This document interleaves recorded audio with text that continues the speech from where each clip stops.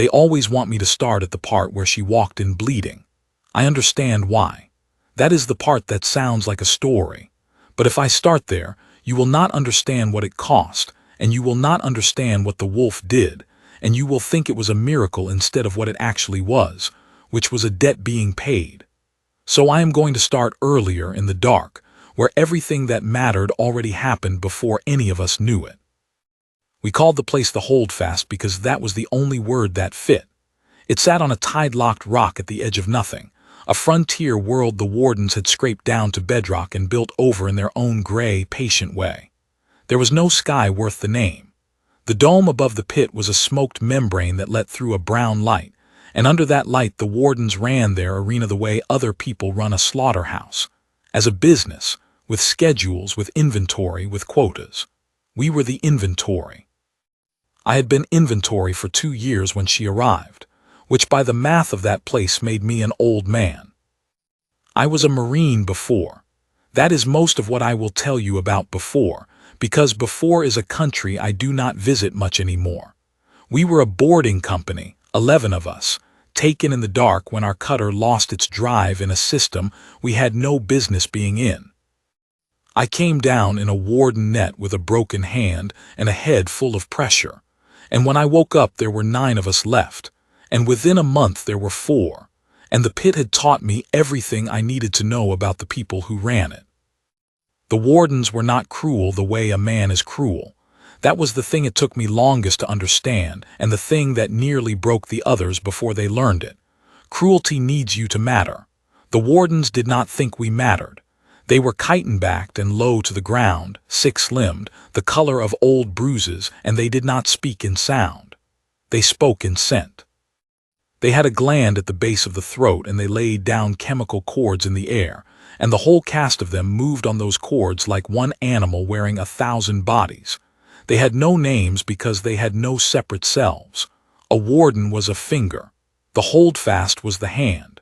You cannot insult a finger. You cannot reason with a finger. You can only be a thing it picks up or a thing it sets down. They owned everything by scent. They branded us with it, a gland mark pressed into the back of the neck that told every other warden in the holdfast whose property you were and what you were for.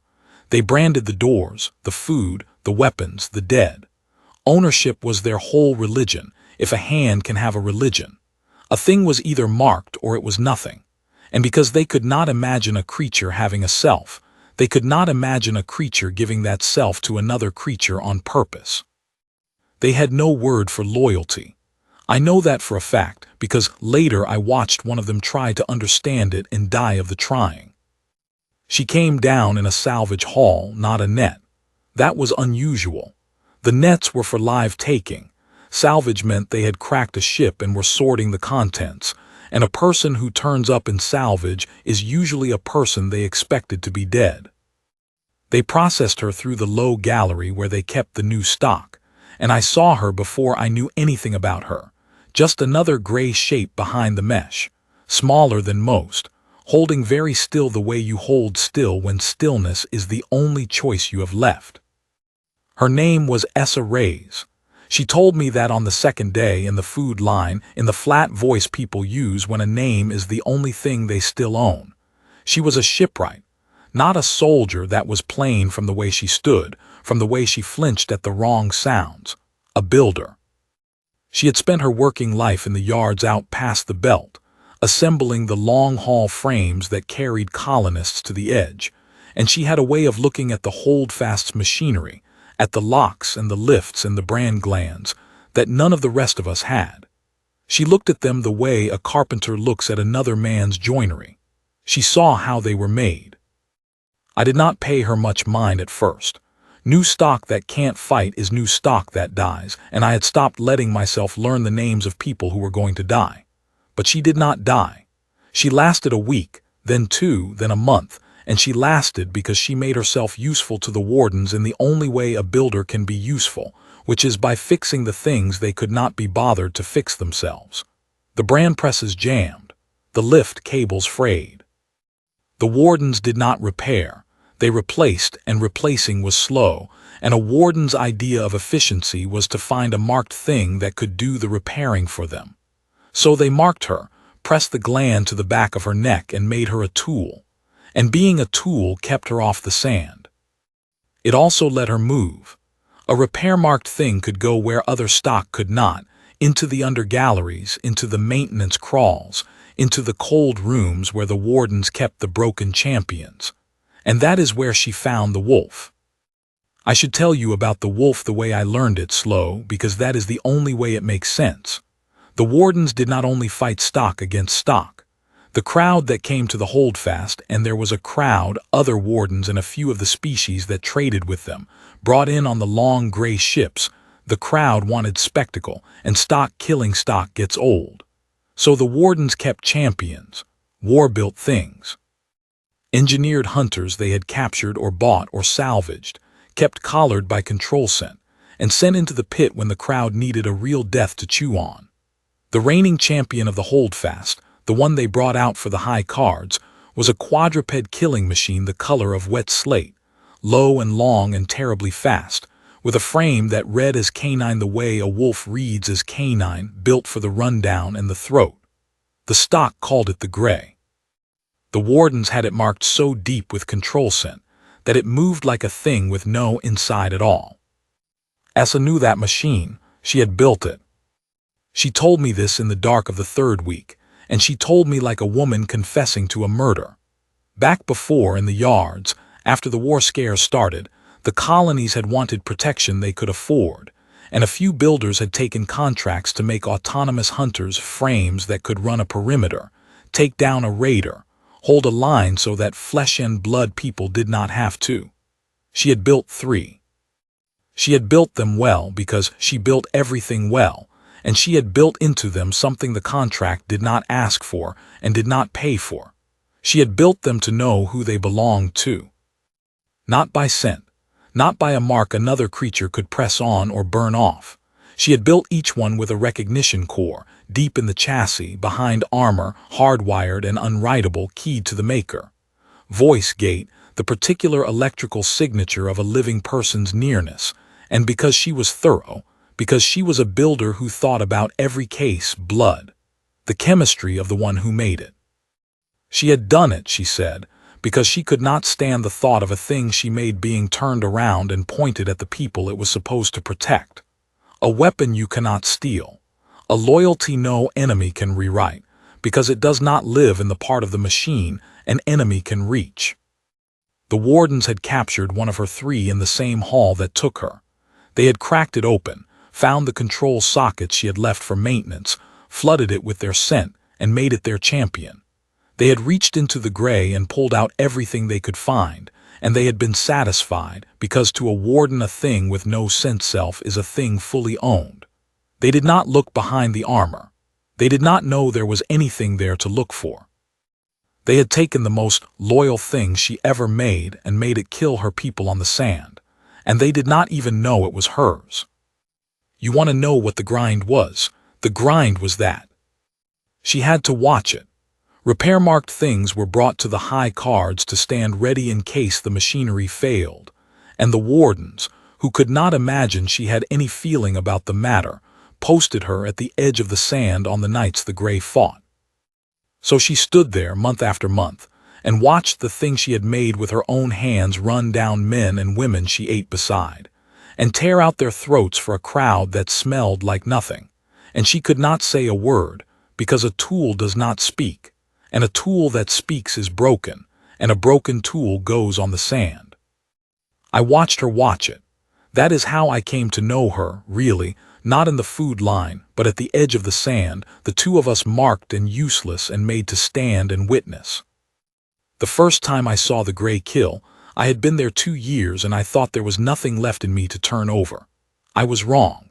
It went through a man named Calder, who had taught me to wrap my hands so I would not break them again, and it did it in under 9 seconds, and the crowd laid down a scent cord of approval that I could not smell but could somehow feel, a pressure in the dome like weather.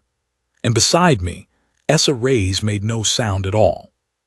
She just closed her hand around the railing until the knuckles went white, and she watched, because watching was the last thing she could give Calder, and she would not look away from a death she felt she had built. After in the dark, I asked her why she did not just break it. She had the run of the maintenance crawls. She knew the machine. Surely there was a wire, a coupling, something. And she looked at me with an expression I have spent years trying to name, and the closest I have come is this. She looked at me like a mother asked why she does not put down her own sick child. Because it knows me, she said. If I get close enough to break it, the core will wake. And if the core wakes while it is still collared, the wardens will see, and they will dig until they find why, and then they will know what I built, and they will pull it out, and then it will not be mine anymore. It will just be theirs, and it will not even be a thing that was loved once. She was quiet a while. Right now it is asleep inside a slave. I will not be the one to make it a slave all the way down. I did not understand it then. I do now. There is a kind of loyalty that runs both directions, and she was being loyal to the thing that could not be loyal back as long as it slept. She was keeping faith with a machine. And the wardens, who keep faith with nothing because they are nothing apart, would not have understood that if you explained it to them for 1,000 years. The grind went on. We lost people the way you lose heat, steadily, in ways you stop being able to feel. The 4 of us from the boarding company became 3 when they put Akafar up against a tusked thing from a swamp world, and then 3 became 2 when the fevers went through the low gallery and took Ray's no relation to Essa, just the same common name, a private from a different ship. By then I had stopped counting up and started counting down. That is what the Holdfast does. It does not break you with a hammer. It files you down to a number and then it subtracts. You learn things in a place like that, surviving, and most of them are things you would rather not know about yourself.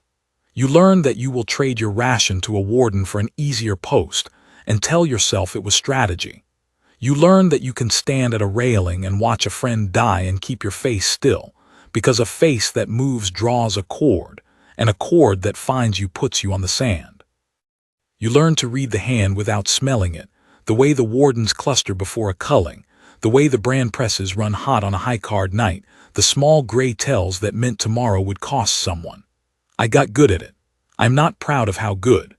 The Holdfast did not make monsters of us, which is the lie people want to hear. It made clerks of us.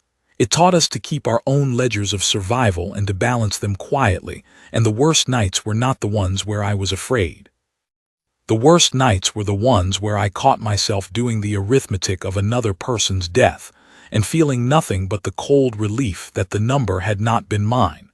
Essa never learned that arithmetic. That was the difference between us, and it was the whole difference, and it is why the thing on the sand woke for her and would have stayed asleep forever for a man like me. But something was changing in the gray, and Essa saw it before anyone, because she was watching for it the way only a maker watches. The first time it was nothing. The gray was brought out for a high card, and as it crossed the sand its sensor cluster, the cluster she had built, set high on the skull frame where a real wolf's eyes would be, swept the edge of the pit and stopped. For a fraction of a second in the middle of a killing, it stopped, and it held on the place where she stood. Then a warden laid down a correction cord and the moment was gone and the gray did what it was made by them to do. The crowd did not notice. The wardens did not notice. They read it as a targeting fault and made a note to flush the sockets. But Essa noticed, and that night in the dark she gripped my arm hard enough to bruise and she said, "It saw me. Through the collar, it saw me." And there was something in her voice I had not heard since the salvage gallery, and it took me a moment to place it because it had no business existing in that place at all. It was hope, and it terrified her, because hope in the Holdfast is just a longer drop. It happened twice more over the next weeks.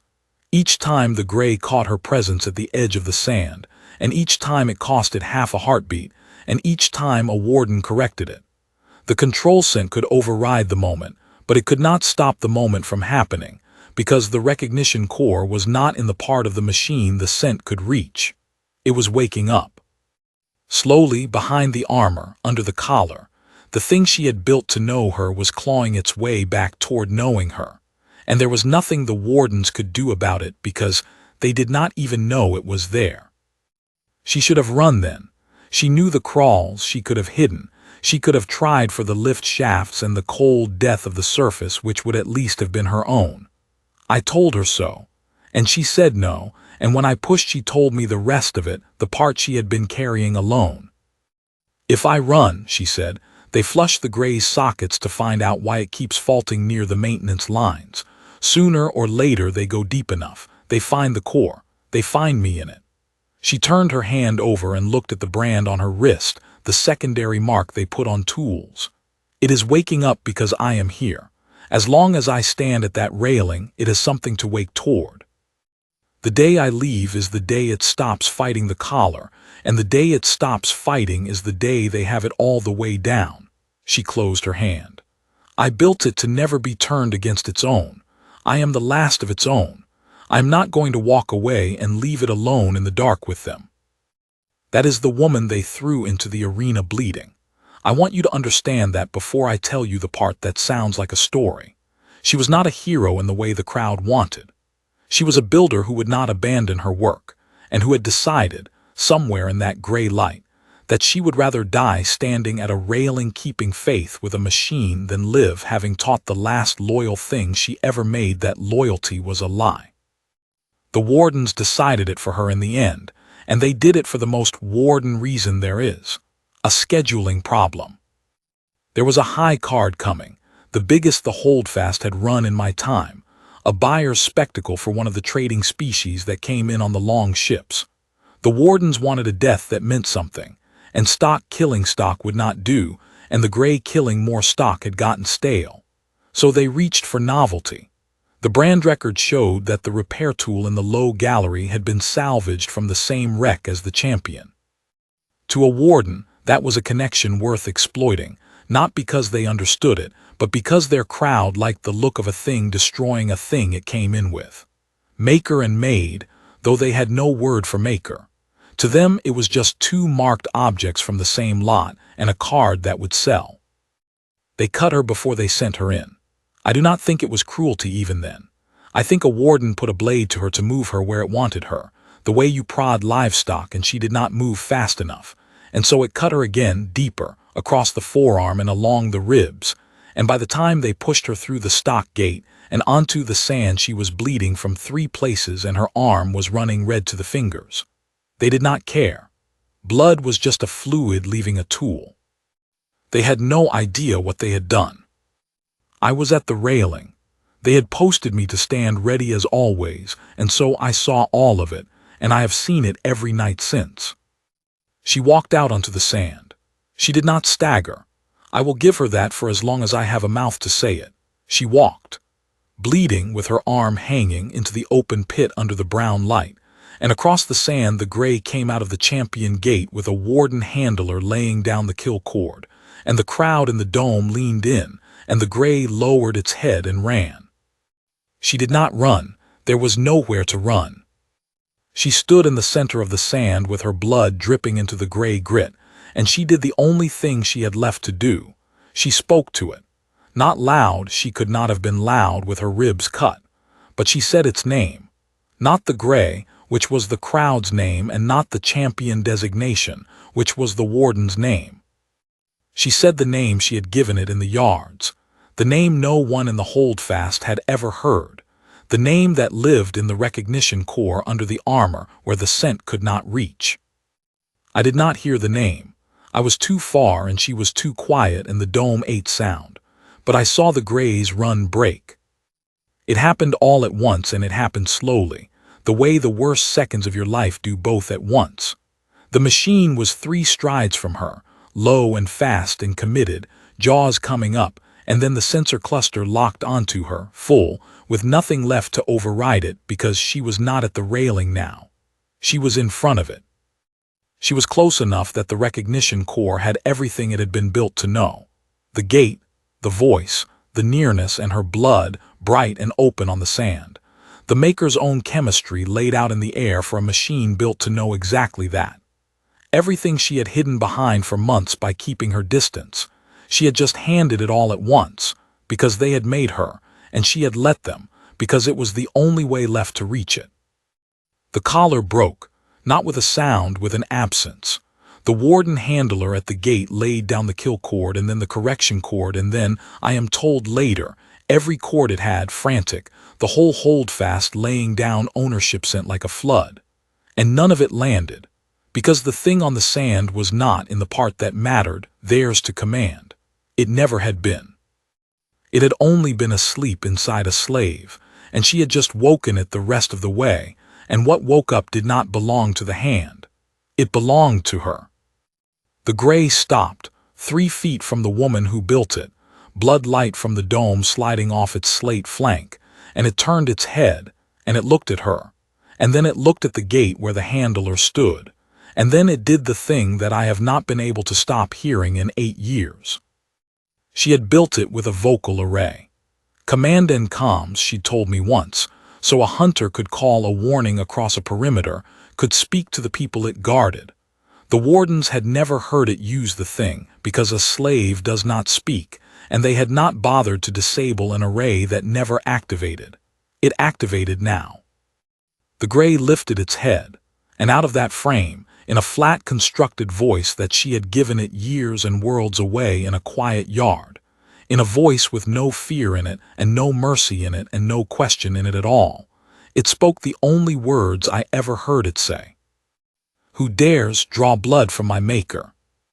It was not a question. I want to be clear about that because the crowd later told it as a question and it was not. There was no answer it wanted. It was a verdict, and then it moved. I have been in fights. I was a Marine. I have seen what trained men do to other men, and I have seen what the things in the pit do to the stock, and I am telling you I had never seen and have never since seen anything move the way that machine moved once it had a reason. It went for the handler at the gate first, the one that had cut its kill cords into the air, and it crossed the sand in a blur, and the handler simply came apart, chitin and the pale stuff inside, and the kill cord stopped because the thing laying it down had stopped. And then it was through the gate and into the undergalleries, and the Holdfast, which had never once in its gray patient existence faced a thing inside its own body that it did not own, came apart at the seam she had found for us. Because here is what the Wardens never understood and never could, being a hand and not a self.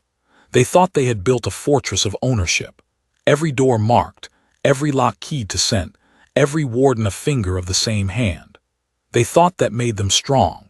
It made them one thing, and the one thing had a throat, and she had built a creature that knew exactly how to find a throat and would not stop for any cord they could lay down, because it was not listening to cords anymore. It was listening to her. The whole architecture of their control assumed that nothing inside it could ever act against the hand. The gray was inside it, and it acted, and the architecture had no answer. The collars held the stock by scent too. When the gray tore through the gallery and broke the bran presses and the central glandere, and it went for those, deliberately, the way a builder's creature would, because she had built it to understand machinery and to know where a machine's heart is.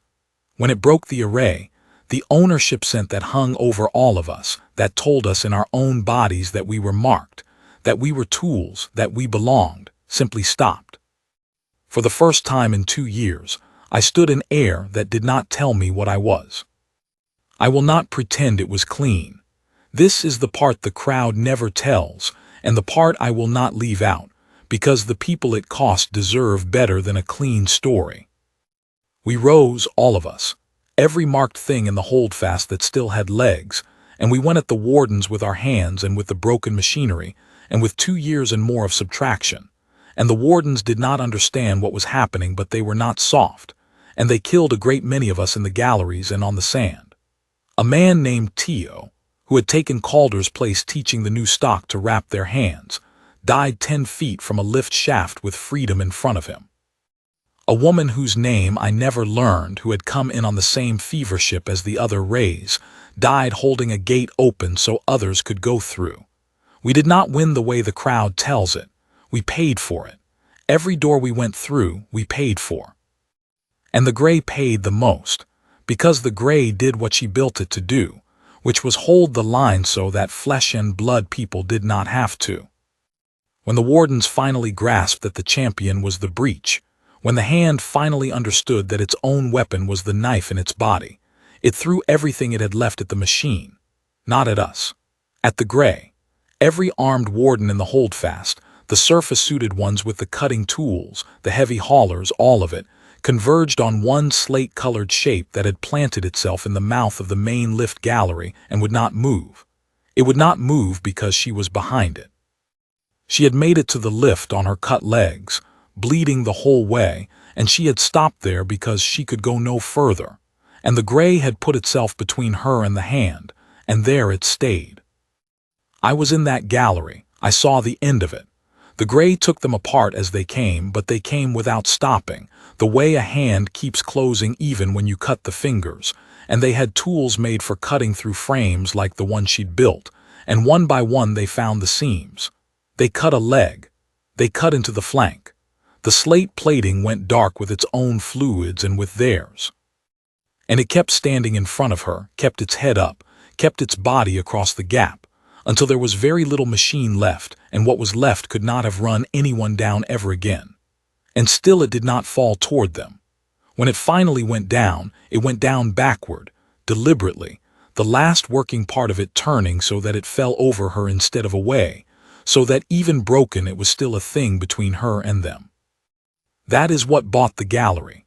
The wardens spent themselves on the gray, and while they spent themselves, the rest of us got the lift open and got people up it.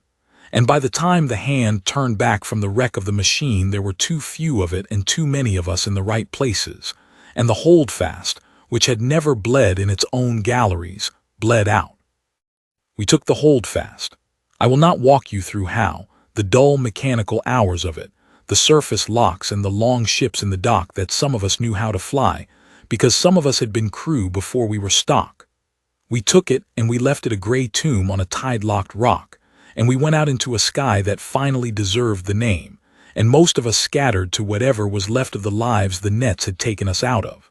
That is the part that sounds like winning, and I suppose it was. But I have never been able to call it a victory, because of what I had to do before we left. She lived. I want you to know that. Essa Reyes lived, though the warden's blades and the long crawl through the galleries took more out of her than a body should be able to lose. And we got her into the medical bay of one of the long ships, and we kept her alive on warden machinery she had to talk us through using while she was bleeding, which is the most her sort of person there ever was. She lived. But the gray did not, and she knew it before we did because a maker knows. When the galleries were quiet, I went back for what was left of it because she asked me to, and I carried the recognition core out by hand. It was a heavy thing, scorched, the size of a man's 2 fists, and it was the only part of the machine the wardens had never reached and never owned, the part where she had written it to know her, and it had held. It had held all the way to the end. I carried it up to the medical bay and I put it in her hands, and she held it against the cuts on her chest the way you hold something that is still warm, and she did not cry, because she was the kind of person who does her crying later and alone, but she put her forehead down against that scorched lump of her own work, and she stayed like that a long time. I built it to never be turned against its own, she said finally, into the metal. I never built it to die for me. I told her that was the same thing, that a thing built to never harm its own will in the end, stand in front of its own and not move, that she had not failed it, that it had done, all the way down to the last working part, exactly what she made it to do, and that there is no higher thing you can say about anything anyone has ever built or born. I am not a man with words, usually. But I had them that night, because I had stood at that railing for 2 years watching her keep faith with a machine, and I had finally understood what I was watching, and a man should say what he has finally understood out loud while the person who taught it to him can still hear. She kept the core. Last I knew she had it still, years on, in a workshop on a colony at the quiet end of a long-haul run where she builds frames again, the long, patient ones that carry people to the edge. I went to see her once. The core sits on a shelf above her bench, scorched and silent, where she can look up at it. She told me she does not build hunters anymore. The contracts dried up after the war scares passed, and besides, she said, she is not sure she has the right to build a thing that can love you and then ask it to die for you. I told her she did not ask. It is an old argument between us and we will never finish it, and I think she keeps me around partly to lose it with her. I have told this story a great many times now, to a great many people, and they always want the part where she walked in bleeding, and they always hear the line and lean forward, and I let them, because the line is true and the line is the door they come in through. But the line is not the story. The Wardens are the story. They built a fortress out of ownership, and they were so certain of it that they never once looked behind the armor of the thing they thought they owned. They knew that a creature like us could build a weapon. They had bought and broken a dozen of them. What they could not imagine, what their whole gray collective hand had no word and no organ for, was that a person could build a weapon and put a piece of her own loyalty inside it, in a place no enemy could reach, and that the piece would keep faith with her across years and worlds in a slave's collar, all the way down to the last leg cut out from under it. They could buy a thing's body. They could brand it, collar it, command it. They never grasped that there is a kind of belonging you cannot take by force, because it is not taken at all. It is given, and it is built, and it is the one thing that does not answer to the hand. I keep one thing from that place, not a trophy. When we left, Essa pried the secondary brand off her own wrist, the tool mark, and she gave it to me, and I do not entirely know why except that we both understood it. I carry it.